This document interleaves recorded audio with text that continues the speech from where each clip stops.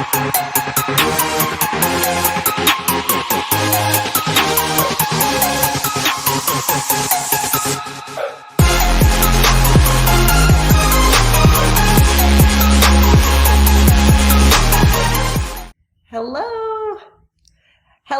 everybody, and welcome to the PT on Ice Daily Show. Just making sure that we are good to go on Facebook and Instagram. Excellent. Hello everyone. My name is Christina Previtt. I am one of two lead faculty for clinical management of the fitness athlete pregnancy and postpartum. We are an 8-week online course where we go through everything female athlete from just female athleticism in general, all the way through to preconception, pregnancy, and return to sport postpartum. We have an online course. Our next cohort starts November 1st, so this time next week. And we also have our live course that is starting in 2022. We have a bunch of dates. We just added a Denver date in April. So if you are looking to learn how to do vaginal exams, to be able to get into the pelvic space, as well as be working with female athletes, that course is one to look out for. All right, I'm gonna be really excited for a second and talk a little bit about personal life. I am finally in the United States. If you have been following me on my personal account, you know that I've been going through the immigration process and work visas, and I am no longer on country internet. That is because I am in our new garage gym in Concord, North Carolina. We are about 20 minutes outside of Charlotte, and we are so excited. So if I have been a little bit less active online, that is because we have been trying to move, and we are finally here. So I'm so excited to be doing this podcast in the gym because I have so many ideas around how to show specific exercises and talk through different things using this podcast platform. All right, so today we're going to be talking about returning to gymnastics postpartum. A lot of CrossFitters are hoping to get back to a lot of the skills that they had worked so hard to develop in the CrossFit space before their pregnancy.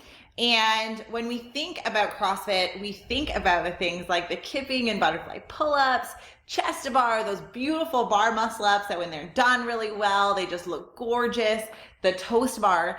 These are all very core intensive exercises. The one thing that we'll see with gymnastics is that you are very heavily relying on core stability, and you need to reestablish that postpartum. So during pregnancy, we see a huge stretch of the anterior core wall. We see a thinning of the linea alba in order to make room for the baby to grow. And a diastasis recti is a natural occurrence during pregnancy that we're going to work to reestablish in the postpartum period. If you've been following us talking about diastasis recti, we know that one, diastasis is 100% normal during pregnancy. 100% of pregnancies have a diastasis towards the third trimester, which is more than a 2-finger breadth gap between the two rectus muscles. We also know the diastasis recti can persist postpartum.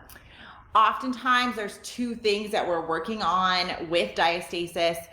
We call it a functional diastasis, where we're trying to reestablish core strength across that anterior core wall to allow that core canister to reestablish strength so that we can have that stability for barbell training and also return to core gymnastics movements postpartum when we're thinking about the postpartum CrossFit athlete. But some of these claims around, diastasis contributes to low back pain, false. We have no literature to support that. Diastasis contributes to leakage or prolapse or other pelvic floor dysfunctions. False. We have no research to support that. And time again, we've actually not shown statistical significance when we've been looking at diastasis recti distance, or the degree of diastasis separation, and these functional outcomes. What we do see is that individuals with more persistent interrecti distance or lengthened interrecti distance have decreased core strength, and that makes sense. What we cannot promise is that with these exercises, with this core functioning or this core training, that we are going to potentially change resting tone. So when we are doing core activation work, we know that with a sit-up, we're going to have an approximation of the rectus muscles and a decrease in that interrecti distance, but we are not influencing resting tone. So that these programs that get put online around fixing mom pooch and doing all these things that are just so predatory sometimes, we can actually make those promises. And so it's really important to be honest with our clients. But for a lot of our CrossFit athletes who are trying to return, we need to get them back to these movements. And so what does that mean? It means that we need to investigate what we are doing in these movements. So I'm going to do a toes to bar. I'm 9 weeks postpartum. So again, I've been kind of testing the boundaries about what is okay, not okay early postpartum. But when we look at the toes to bar, what you're going to see is we go into a massive degree of lumbar extension, and then using hip flexors and lower abdominals, which the lower abdominals are generally the weakest postpartum because that's where baby is sitting outside of the pelvis. And then we're going and hitting the toes to the bar. If we think about traditional pelvic rehab, where are we usually staying? We are in supine. We are doing all of our core work in supine. And that just does not translate. How am I going to do a deep TA activation in crook lying? How is that going to translate to me hanging from a bar and getting my legs, which are fairly heavy, to the bar? And people say, oh, well, we don't want to be training hip flexors. We absolutely want to be training hip flexors postpartum because we had this really strong increase in anterior pelvic tilt. We had this lengthening of that anterior wall. All of that coordination has to come back. That strength has to come back as we reestablish our pelvic position because we don't need that exaggerated lordosis because our baby is no longer affecting or shifting our center of mass. And we need to get back to all of these movements. All right, so we are going to assume that your athlete has done some of that TA work, right? You know, that's like day one, and then we move on, right? We do not need to be doing 6 weeks of TA activation on our backs in crook lying. We do not, and you know what? It's crook lying and hook lying. Did you know that that's like the biggest PT thing? Some people say crook lying, some people say hook lying. Anyways, we do not need to be focusing on that for a really long time because our athletes are going to need to be able to do hollow holds in hollow rocks.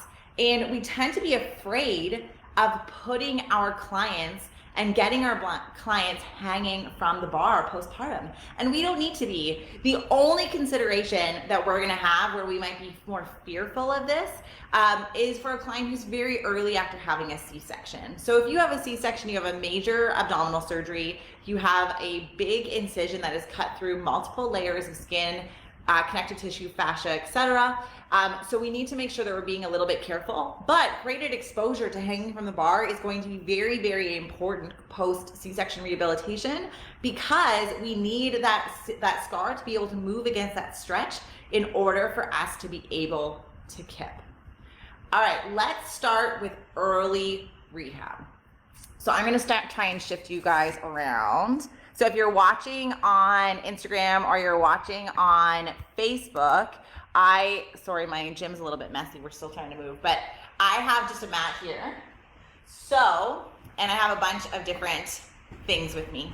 So we have an ab mat, very, very thin, a very easy way to put your female postpartum athlete into just a tiny, tiny bit of extension. Then you can add a plate, and I'm gonna go through these exercises, right? And so if I put a plate underneath it, then again, I'm gradually increasing the tolerance into extension. This is in a gravity assisted range, so you're kind of more supported. And then we can start even going to like Bosu balls. I don't have a Bosu ball with me. You can start putting females over wall balls to start increasing the amount of extension they're starting in. Because again, too, another movement that is really popular in CrossFit that a lot of women are afraid to go back to postpartum is GHD sit-ups.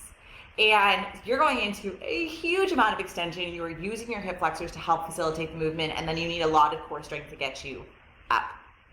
So what do we want to do? So I'm going to move this back a little bit.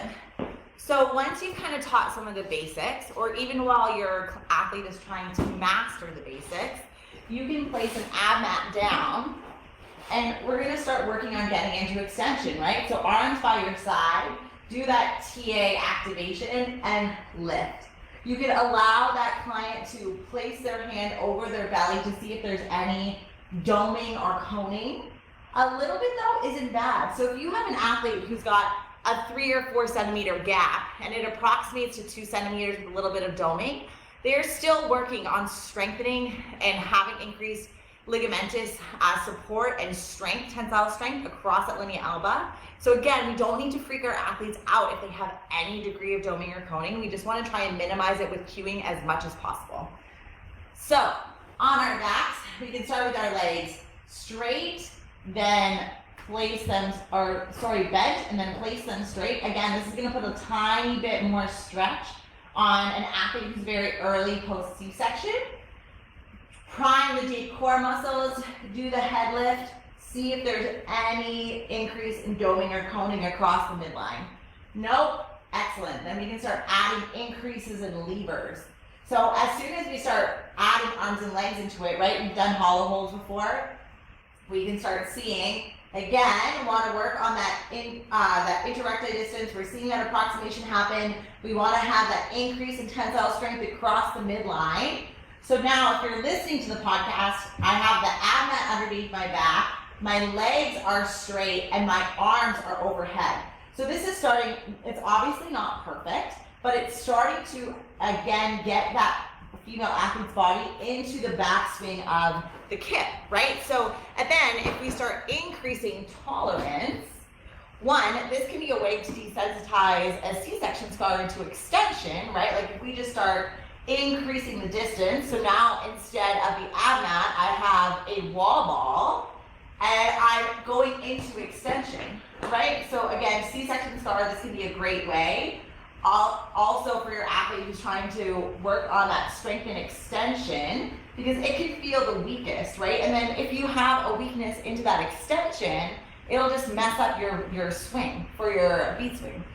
So you're now into extension, and again, you're just going up as high as possible. You can do these as isometric holds, you can do these as like crunches over the Bosu ball or the wall ball, and again, we can graded expose into increased amounts of extension, increased time under tension, so we can increase that isometric load from 1 second to 5 seconds to 10 seconds, and we can increase the volume tolerance more and more and more.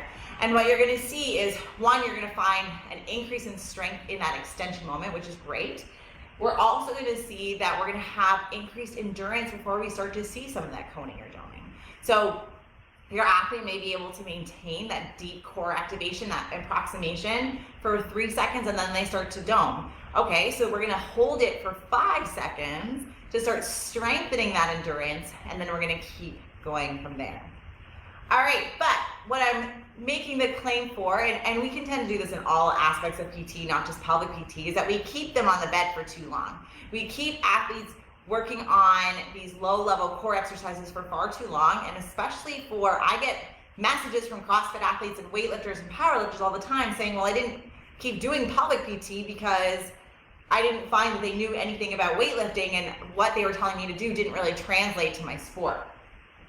So once we start working on these are things that I would like DC to HEP, right? So this is something that I was discharged to the home exercise program. You can do this at home. And then we're gonna start working on coaching. I'm gonna see if you can see the extension. All right, let's see if these cameras are gonna work.